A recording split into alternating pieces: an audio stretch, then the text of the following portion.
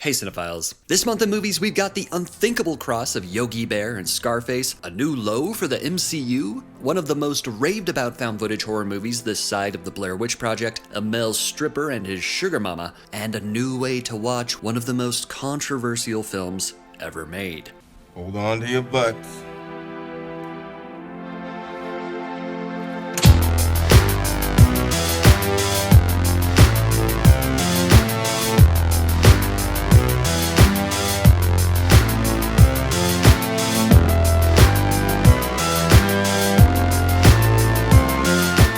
Welcome back to my monthly series wherein I curate a list of 10 new movies to watch. Stick around after my countdown for a rundown of other new releases, in addition to what the Cineflick community voted as the movie they're most excited to see this month. Without further ado, let's start the countdown. Alright, let's get this first one out of the way. Number 10, Ant-Man and the Wasp, Quantumania. Let's face it, the MCU peaked between Avengers Infinity War and Endgame and has been on a downward spiral ever since. Whether it's Stockholm Syndrome or my Spider-Man underwear showing, I still feel the need to see every single one of these blasted things, so that's why I'm including it here. This time around, Scott Lang and Hope Van Dyne, along with Hank Pym and Janet Van Dyne, explore the quantum realm, where they interact with strange creatures and embark on an adventure that goes beyond the limits of what they thought was possible. Paul Rudd, Evangeline Lilly, Michael Douglas, and Michelle Pfeiffer. It's like, wow, there's Michelle Pfeiffer and there's Michael Douglas. I just saved $8. God, I admire you. All return for the third Ant-Man movie directed by Peyton Reed, which also serves up the great Jonathan Majors. And who does he play again? I am Kang! Oh right, Kang the Conqueror. Also, Billy the Murray showed up for a day of shooting and an easy paycheck. Believe it or not, this is the 31st film in the MCU, and it wasted no time in sinking to the very bottom of the franchise when ranked by the tomato meter, tied only with Chloe Zhao's Interminables. Now, as deeply flawed as Quantumania is, and oh boy is it a hot mess that you can pick apart all the day long, I'd be lying if I said I didn't enjoy my time with it, especially getting to see Jonathan Majors, who, mark my words, is going to be having a very big year. People are gonna lose their mind. I will take my revenge on those who banished me. And I will burn them out of time. Distributed by Disney, Ant-Man and the Wasp: Chlamydia is currently playing in theaters everywhere, though you might have a better time staying home and playing Marvel Snap. Good luck. Number 9, Magic Mike's Last Dance. Mike takes to the stage again following a business deal that went bust, leaving him broke and taking bartender gigs in Florida. He heads to London with a wealthy socialite who lures him with an offer he can't refuse. Film Twitter's boyfriend Channing Tatum reprises his titular role, this time starring opposite the sizzling Salma Hayek. While this now appears to be a trilogy of diminishing returns, according to the tomato meter, I can think of much worse things to watch than these two fine specimens getting it on like Donkey Kong. The prolific Steven Soderbergh, who directed the first film and shot the second, has returned to helm the third and presumably final installment. Warner Brothers released this into theaters just in time for Valentine's Day, or maybe it was for President's Day. No judgment here, I'm not gonna yuck your yum, so what if you want to see Honest Abe twerk it in a G-string? Magic Mike's Last Dance is currently sliding his cheeks down a pole in a theater near you. This last dance tonight.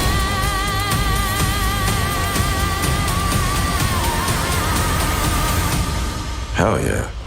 Number 8, Sharper. Motivations are suspect and expectations are turned chaos as a con artist takes on Manhattan billionaires. Julianne Moore, Justice Smith, Sebastian Stan, John Lithgow, and Brianna Middleton star in this crime thriller that looks sleek, sexy, and snaky. While this marks the first film from British director Benjamin Caron, he's no rookie, having directed TV for the last 2 decades, including episodes of Skins, The Crown, and Andor. Distributed by A24, Sharper is currently playing in select theaters and available now on Apple TV+. What did you tell him? I'm gonna take $1 billion and aim it in your direction. Number 7, Emily. Shall we begin?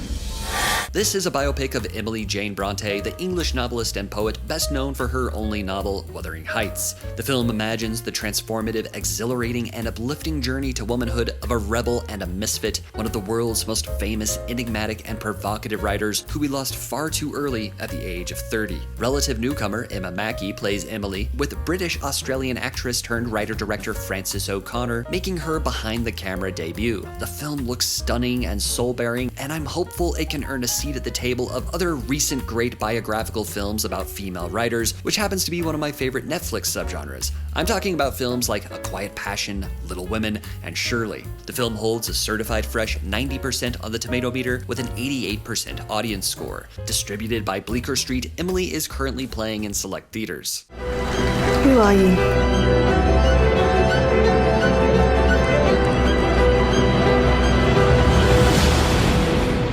You wait and see.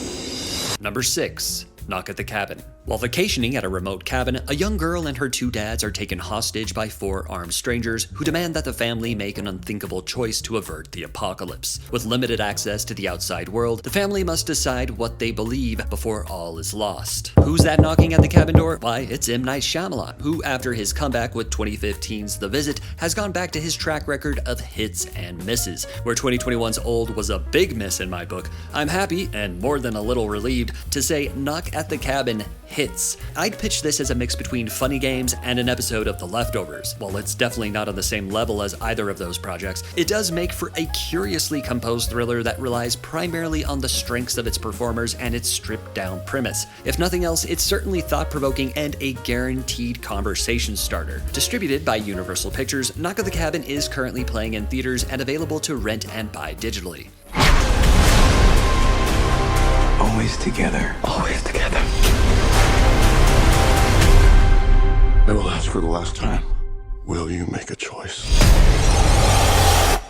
Number 5. The Outwaters. 4 travelers encounter menacing phenomena while camping in a remote stretch of the Mojave Desert. If you keep an ear to the ground for all things horror, you've no doubt heard about The Outwaters, a new found footage film with a reputation that precedes it, garnering all kinds of high praise. I already have a video review of the film up on my channel, so I'll point you in that direction if you'd like to learn more and hear what I thought of the film. Regardless, I encourage all horror fans, especially those keen on found footage, to go ahead and give it a watch. It is one hell of an experience and destined for divisive reactions. The Outwaters is currently streaming on Screenbox and available to rent and buy digitally.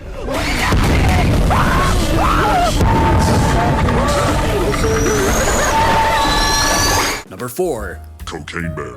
Inspired by the 1985 true story of a drug runner's plane crash, missing cocaine, and the black bear that ate it, A bear did cocaine! this wild thriller finds an oddball group of cops, criminals, tourists, and teens converging in a Georgia forest where a 500-pound apex predator goes on a coke-fueled rampage for more blow and blood. When I first saw the poster for Cocaine Bear, I assumed it was a Photoshop prank, but then I saw the trailer and was delighted to see that someone had actually realized this insane event. I was further surprised by who was directing it. Elizabeth Banks, an actress we all know and love, who has broken into the directing game in recent years with Pitch Perfect 2 and that Charlie's Angels reboot your little sister liked. At the time of making this video, Cocaine Bear was legitimately rocking a 100% on the tomato meter. Granted, that was with only 7 reviews, but who gives a flying scat? They should screenshot that and run with it for marketing purposes. Distributed by Universal Pictures, Cocaine Bear is snorting lines in a theater near you.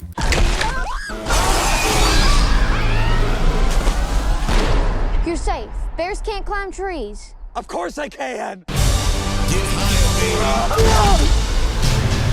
It kind of seems like the thing that stays with a man forever. Number 3. Of an Age. A Serbian ballroom dancer experiences an unexpected and intense 24-hour romance with a friend's older brother. From the Before trilogy to Layover to Southside with You, these whirlwind love stories really speak to the romantic in me, and with a certified fresh 87% on the tomato meter and an 88% audience score to match, the critical and general reception here is hot to trot. ScreenHub even acclaims it's one of the most romantic stories they've ever seen. The biggest factor for me is Macedonian-Australian writer-director Goran Stolevski, who wrote and directed one of my favorite films from just last year, You Won't Be Alone, one of the most unique horror films in modern memory. Very excited to see what Stolevski does with completely different subject matter. Distributed by Focus Features, Of an Age is currently playing in theaters. You happy? Because for me, life first. To this one feeling.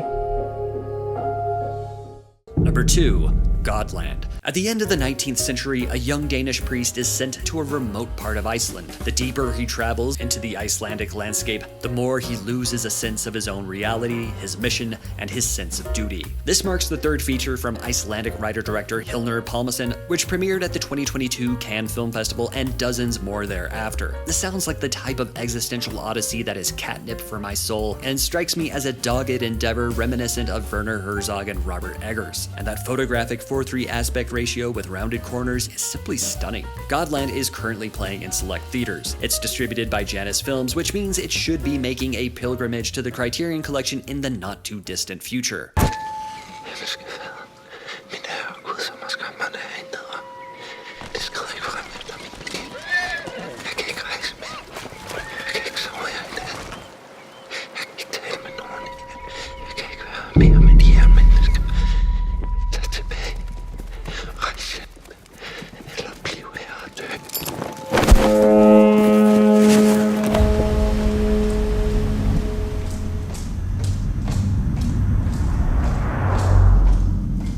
Number 1. Irreversible, Straight Cut.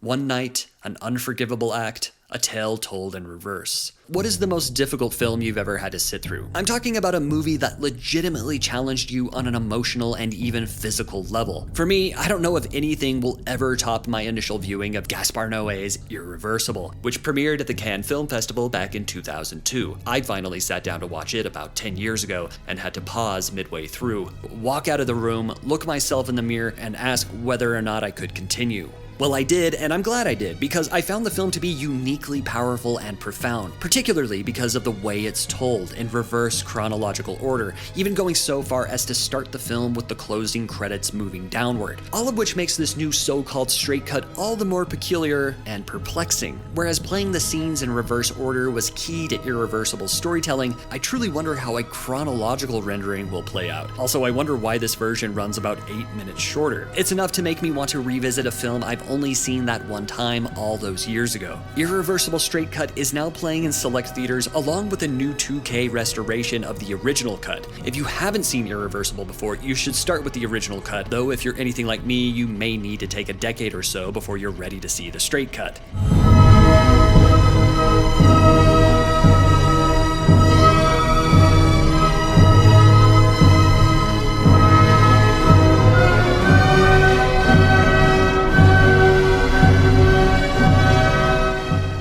Those are my picks for 10 new movies to watch. Other new releases include 80 for Brady, The Amazing Maurice, Arthur Malediction, Baby Ruby, Hidden Blade, Jesus Revolution, Little Dixie, The Locksmith, Marlowe, Mummies, Ocean Boy, She Is Love, Somebody I Used to Know, The Strays, Swallowed, True Spirit, Unexpected, Unlocked, We Have a Ghost, and Winnie the Pooh, Blood and Honey. Over on the Cineflux community tab, I asked, what movie are you most excited to see in February? And Cocaine Bear led the charge with 42% of the vote. Have you seen any of these movies? If so, what did you think? If not, which ones are you most excited for? Which one is your mom most excited for? Let me know in the comments below. I'll see you down there. If you enjoyed this video, please give it a thumbs up. Subscribe to Cineflux for video essays, film lists, and more. I got this! And click that bell next to the subscribe button if you'd like to be notified anytime I upload a new video. Thank you so much for watching. For Cineflux, I'm JS Lewis. Until next time, watch something good.